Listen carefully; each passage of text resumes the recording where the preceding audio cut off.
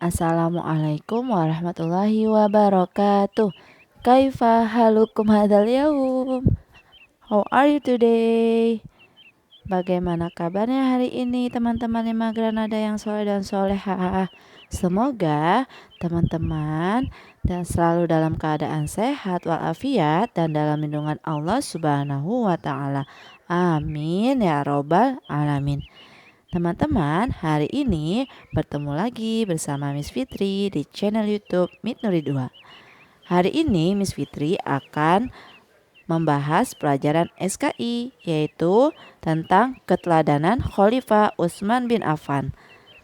Sebelum Miss Fitri mulai pelajaran kita hari ini, mari sama-sama kita awali dengan mengucapkan basmalah. Bismillahirrahmanirrahim.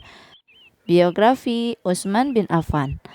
Utsman bin Affan dilahirkan di kota Thaif, yaitu di Mekah pada tahun 576 Masehi, yaitu tahun kelima setelah kelahiran Nabi Muhammad SAW.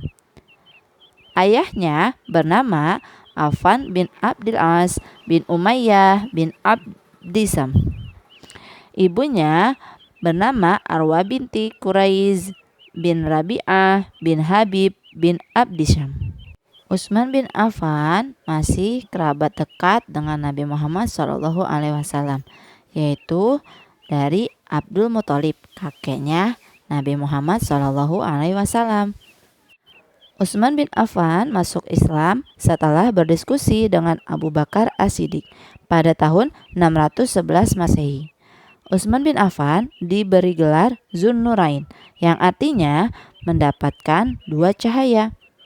Yang dimaksud dengan dua cahaya yaitu Utsman bin Affan telah menikahi dua orang putri Rasulullah SAW, yaitu Ruqayyah dan Ummu Kulsum. Utsman bin Affan diangkat menjadi khalifah ketiga, yaitu menggantikan Khalifah Umar bin Khattab.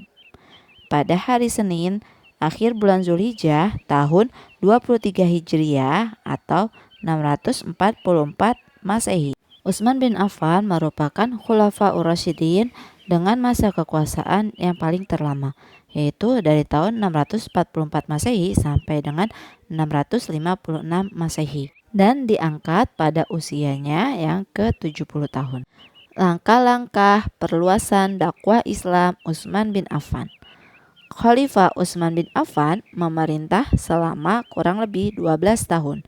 Usaha-usaha yang dilakukan Utsman bin Affan antara lain, yang pertama, perluasan dakwah Islam ke Armenia. Khalifah Utsman bin Affan mengirim para pemuka muslim yang dipimpin oleh Salman Rabi'ah al-Bahili. Ia berhasil mengajak kerjasama secara damai dengan penduduk Armenia, sehingga pemimpin negeri dan penduduk Armenia memeluk Islam.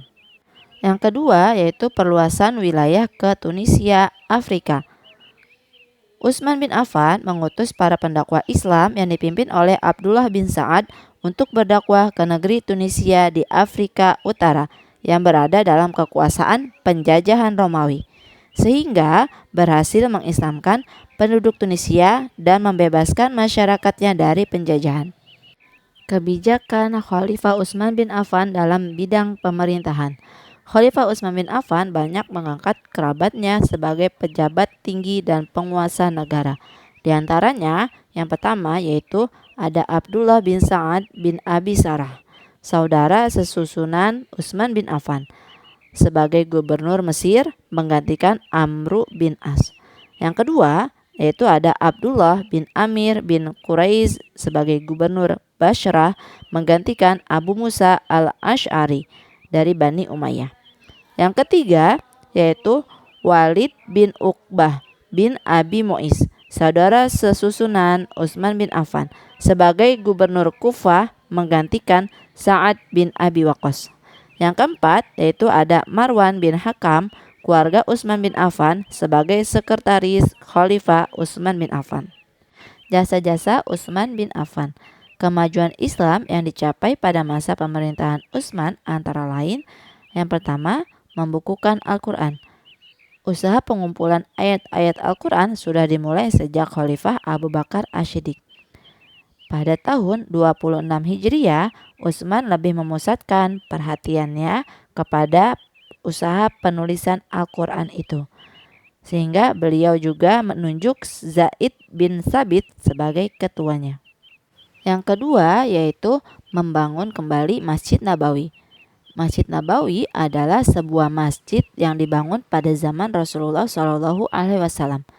Masjid ini terletak di tengah kota Madinah. Yang ketiga yaitu membentuk armada angkatan laut karena ada permintaan dari Muawiyah sebagai gubernur Syria.